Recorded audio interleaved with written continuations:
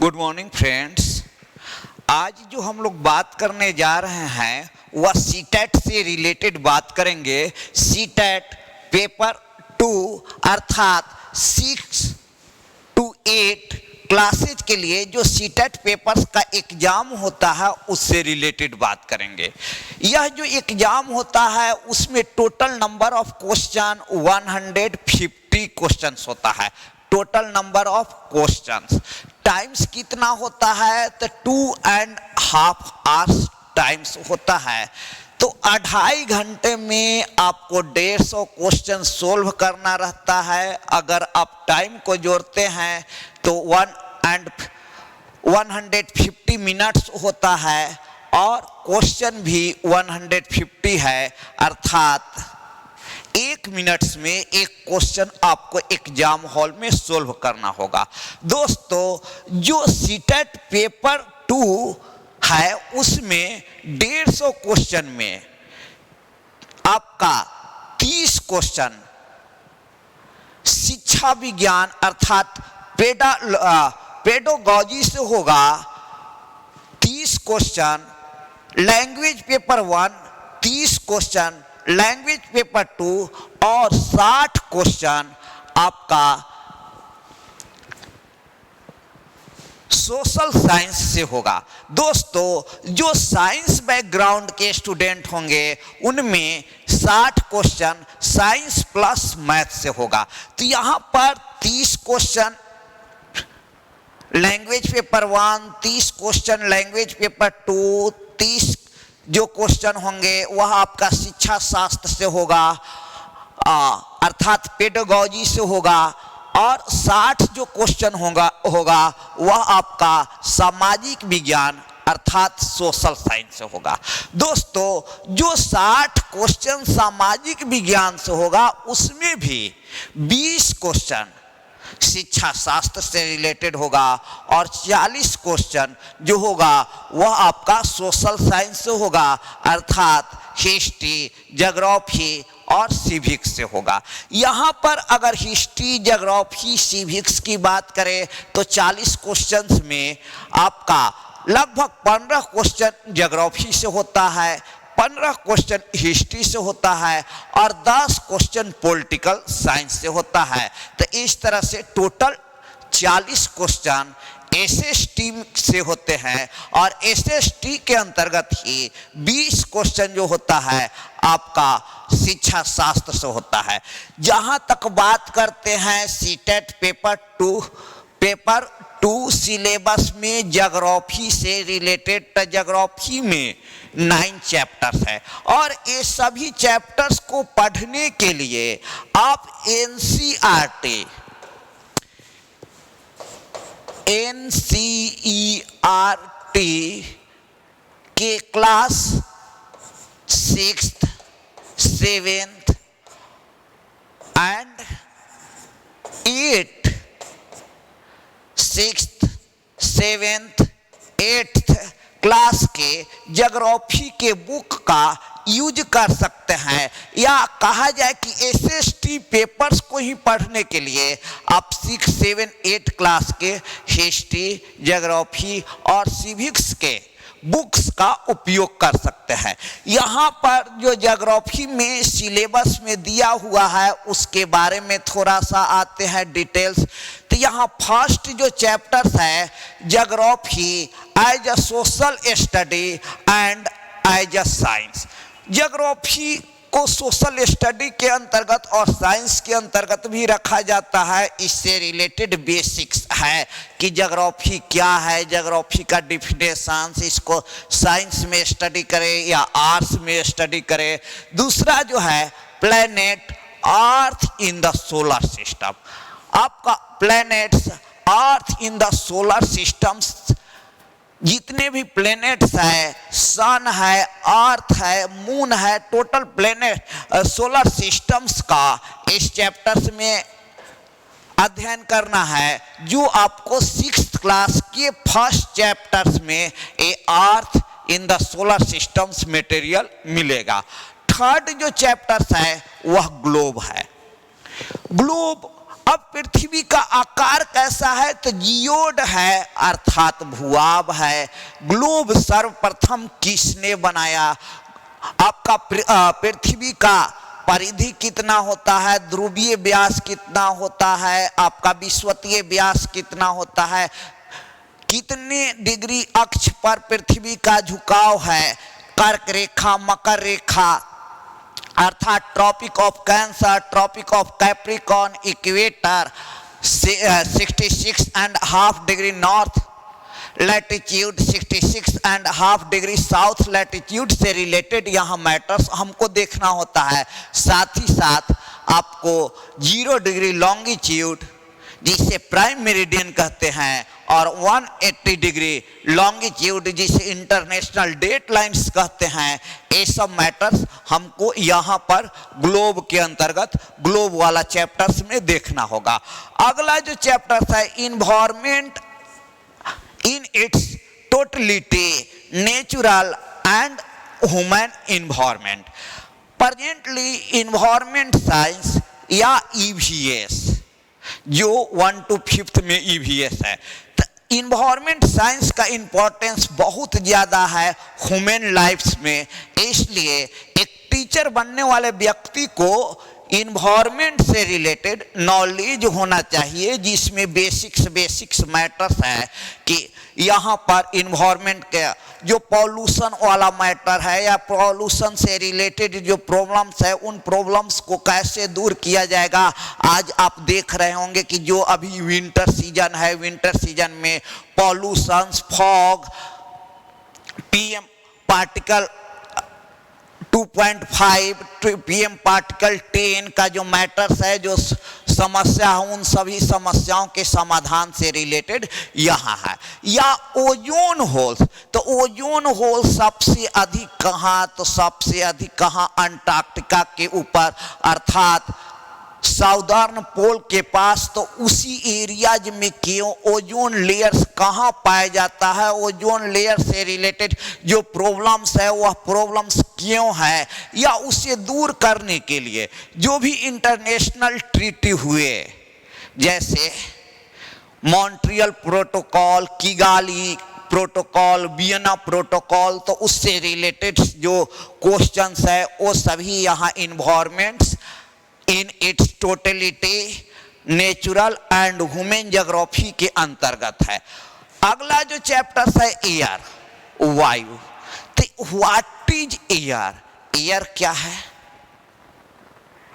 Air क्या है? Air के यहाँ पर कंपोजिशंस ऑफ एटमॉस्फेयर से रिलेटेड ये मैटर्स आएगा कि कंपोजिशंस ऑफ एटमॉस्फेयर में एयर्स, जो एयर्स है उसमें कौन सी गैस की मात्रा एटमॉस्फेयर में सबसे अधिक है, आपका वायुमंडल में सबसे अधिक कौन सी गैस पाई जाती है, सेकेंड हाईएस्ट कौन सा है, इस तरह से एयर से रिलेटेड है।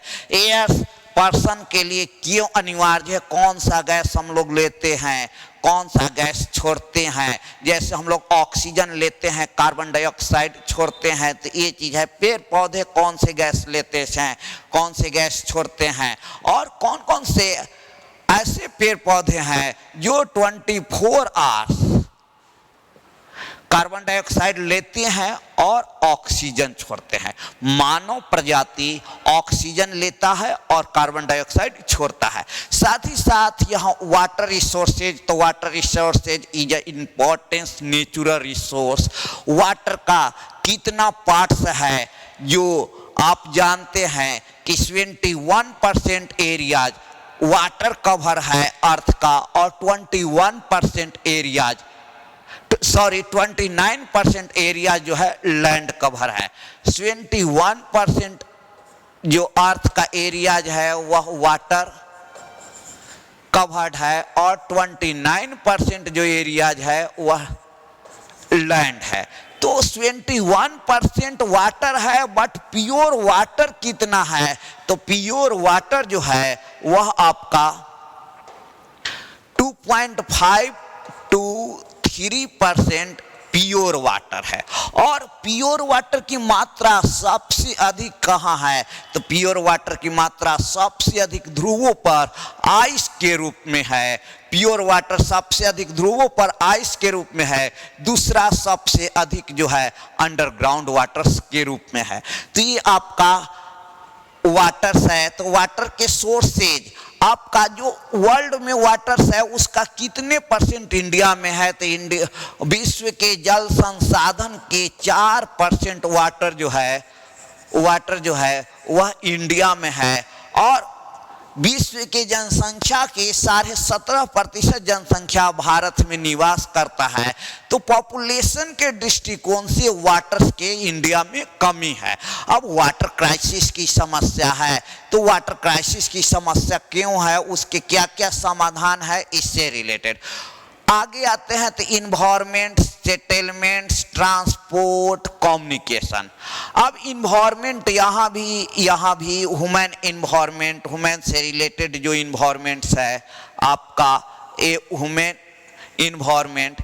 सेटलमेंट, जो सेटलमेंट्स है बस्ती। आपका ट्रांसपोर्ट, तो ट्रांसपोर्ट में क्या क्या?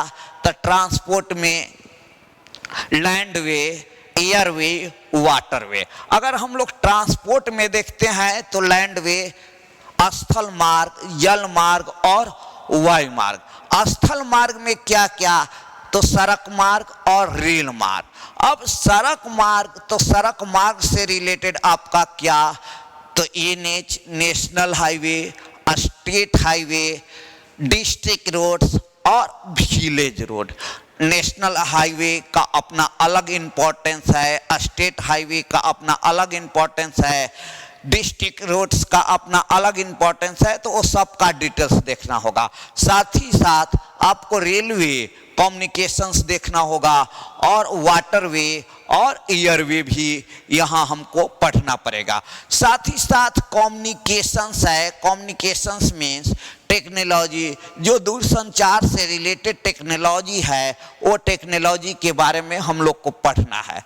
आगे हम लोग देखते हैं next chapter, resource. Resources, the types natural and human resources. अब नेचुरल रिसोर्स में क्या क्या है? तो natural resource soil, water, minerals plus petroleum जो एनर्जी रिसोर्स है। तो ये जो आपका नेचुरल रिसोर्सेज हो गया, forest resource, water resource, soil resource, mineral resource, these are the natural resource and human resource. तो ह्यूमन रिसोर्स मीन्स क्या? तो ह्यूमन रिसोर्स जो भारत के 135 करोड़ जनसंख्या है वह ह्यूमन रिसोर्स है। और बिहार के जो 12 करोड़ जनसंख्या है वह भी ह्यूमन रिसोर्स है। और सबसे बड़ा जो रिसोर्स है वह ह्यूमन रिसोर्स ही है, क्योंकि मानव ही किसी व्यक्ति को, किसी वस्तु को, मानव ही किसी वस्तु को संसाधन बनाता है। मानव ही किसी वस्तु को संसाधन बनाता है। संसाधन होते नहीं, बनाए जाते हैं। जब तक मानव किसी वस्तु का उपयोग नहीं करेगा तब तक वह संसाधन नहीं है। लेकिन जैसे उस वस्तु का उपयोग मानव ने करना प्रारंभ कर दिया तो वह रिसोर्स हो गया। जैसे सोलर एनर्जी, आज से 50 साल पहले रिसोर्स नहीं था, लेकिन सोलर एनर्जी, विंड एनर्जी आज प्रेजेंटली पूरे विश्व में एनर्जी का एक प्रमुख सोर्स है, जिससे कि पॉल्यूशन भी नहीं होता है। तो आज उसी का डिमांड है। तो जब मानव ने उसका उपयोग करना प्रारंभ किया तभी solar energy, wind energy, tidal energy energy के रूप में आए। तो सबसे बड़ा संसाधन क्या? तो ह्यूमन रिसोर्स। नेक्स्ट लास्ट क्या है? एग्रीकल्चर। तो एग्रीकल्चर क्या है? तो भारत एक एग्रीगेरियन कंट्रीज है, बिहार एक एग्रीगेरियन कंट्रीज है और एग्रीकल्चर स्टेट लिस्ट में है। आप जानते हैं 7th शेड्यूल में यूनियन लिस्ट, स्टेट लिस्ट और कंकरेंट लिस्ट होता है, जिसमें एग्रीकल्चर जो है वह आपका स्टेट लिस्ट के अंतर्गत है। अब यहाँ पर net sown areas, gross sown area, शस्य गहनता, इरिगेशन फैसिलिटीज, तो भारत में इरिगेशन फैसिलिटीज क्या क्या है? ट्यूबवेल्स, कैनाल, वेल्स, टैंक्स और अदर सोर्सेज। भारत में सबसे अधिक जो सिंचाई होता है वह दमकल से सिंचाई होता है, अर्थात ट्यूबवेल से सिंचाई होता है। और भारत में कुल कृषि योग्य क्षेत्र के लगभग 45% भाग में सिंचाई सुविधा उपलब्ध है। 45% एरियाज में इरिगेशन फैसिलिटीज अवेलेबल है इन प्रेजेंटली। और इरिगेशन का मेन जो सोर्स है इंडिया में, सबसे बड़ा जो साधन है वह ट्यूबवेल्स है। साथ ही साथ यहाँ पे जो भी इंडिया में मेजर क्रॉप्स है उन क्रॉप्स के बारे में पढ़ना होगा। तो उसमें क्या? रबी, खरीफ, जायद क्रॉप्स। तो इन रबी क्रॉप्स के अंतर्गत जो भी क्रॉप्स है, तो जो रबी क्रॉप्स है उसका बुआई का टाइम जो है अक्टूबर नवंबर है और कटाई का जो टाइम्स है वह मार्च अप्रैल है। जो खरीफ क्रॉप्स है उसकी बुआई का जो समय है जून जुलाई है और कटाई का समय अक्टूबर नवंबर है। और दोनों फसलों के बीच में, अर्थात रबी और खरीफ फसल के बीच में जिन फसलों का उत्पादन होता है उसे जायद फसल कहते हैं, अर्थात जायद क्रॉप्स कहते हैं। और जायद फसल्स का जो एग्जाम्पल्स है वह क्या है? वेजिटेबल्स एंड फ्रूट्स, फल एवं सब्जी जायद फसल के एग्जाम्पल्स है। तो इस तरह से यहाँ पर सीटेट पेपर 2 में ज्योग्राफी का एक सिलेबस हुआ। स्टूडेंट सबसे पहले क्या करे? सिलेबस को राइट डाउन करे और उसके साथ ही साथ 6, 7, 8 क्लास के NCERT बुक्स को रीडिंग दे और तब पुनः क्या करे? प्रीवियस ईयर्स का क्वेश्चन पेपर को सोल्व करे। तो यहाँ जो भी स्टूडेंट्स हैं आपका सीटेट के अकॉर्डिंग जिनको ज्योग्राफी पढ़ना है, तो सबसे पहले सिलेबस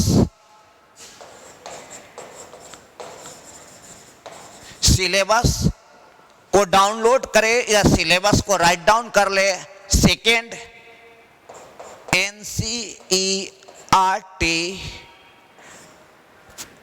का 6th to 8th क्लास का बुक को रीडिंग्स दे। और नेक्स्ट में प्रीवियस ईयर्स क्वेश्चंस को सोल्व करे, PYQ को सोल्व करे। तो यहाँ अधिकतर जो क्वेश्चंस होंगे वे सभी क्वेश्चंस आपसे सोल्व होंगे। दोस्तों, श्योर सक्सेस सिविल सर्विसेज संस्थान के द्वारा आपका सीटेट का ऑनलाइन ऑफलाइन बैच प्रारंभ किया गया है। जो भी कैंडिडेट्स इस संस्थान को ज्वाइन करना चाहते हैं, वह संस्थान के माध्यम से जुड़ना चाहते हैं, तो वो ऑफलाइन ऑनलाइन दोनों में से किसी भी मोड से जुड़ सकते हैं। वे श्योर सक्सेस सिविल सर्विसेज संस्थान के ऑफिस से संपर्क कर ऑनलाइन या ऑफलाइन मोड में जुड़ सकते हैं सीटेट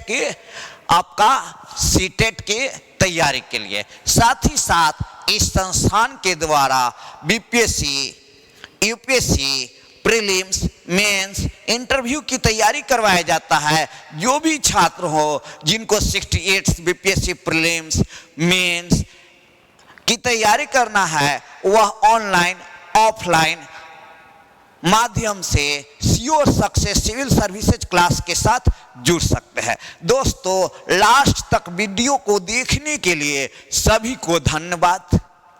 अगर आप इस चैनल पर पहली बार वीडियो देख रहे हैं तो चैनल को सब्सक्राइब कर दें, साथ ही साथ वीडियो को लाइक करें। जय हिंद।